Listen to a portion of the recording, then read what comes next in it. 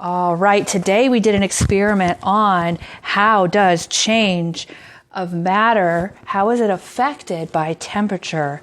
So at the end of this video, I'm actually going to show you our final results of our experiment of what we did. And that will help further illustrate and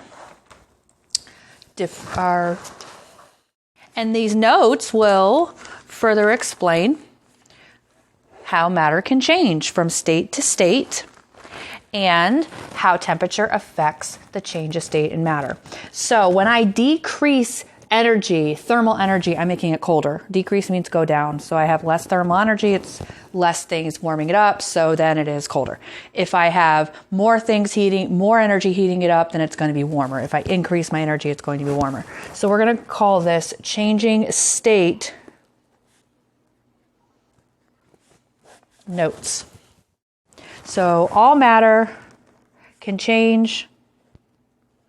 All matter can change with a change of thermal energy. So basically what I just said,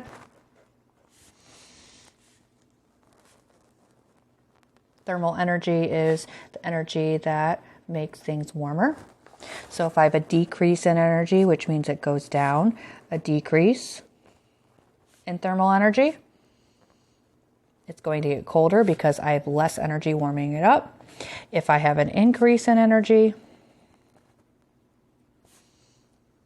then that means that it's going to be warmer because there's more to warm it up. So I'm going to start here, and this is going to be a gas. If I'm going to have two different colors, I have my blue, which is going to be a decrease, kind of like when something is made colder, is going to be blue. So I'm going to make that blue, and this is going to be red, okay? So if I decrease, this is called condensation. We've already talked about this in our weather, in our water cycle. So when it condensates, it takes away energy. Then gas will turn into a liquid if it is made colder. If you make a gas colder, it will turn into a liquid. All right, so this would be a liquid. So if I make a gas colder, it will turn into a liquid.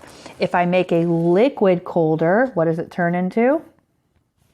It freezes and turns into a solid.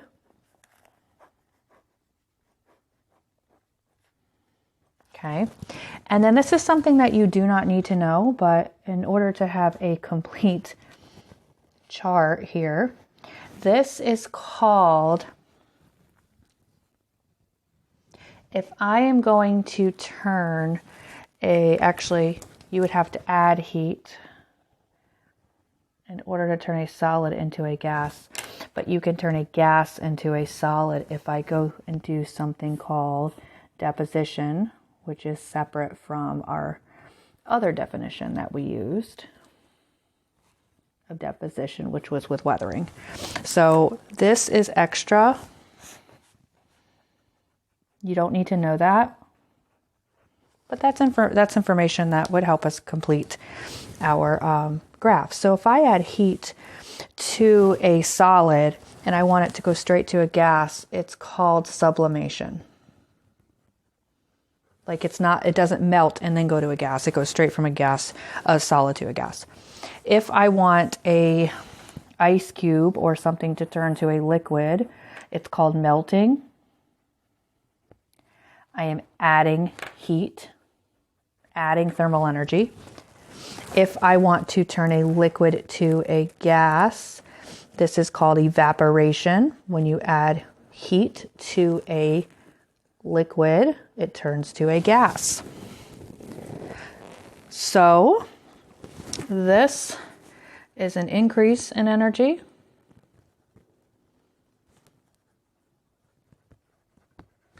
And this is a decrease in energy.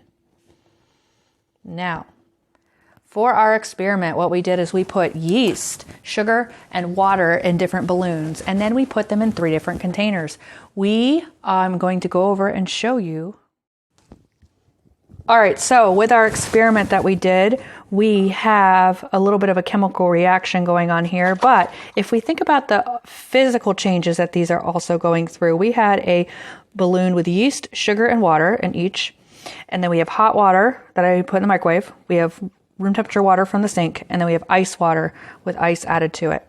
So you can see that the evaporation, it's trying to evaporate. The liquid that it had in there is trying to evaporate because it's hot, and the gas is trying to escape, but it can't, so it expanded the balloon.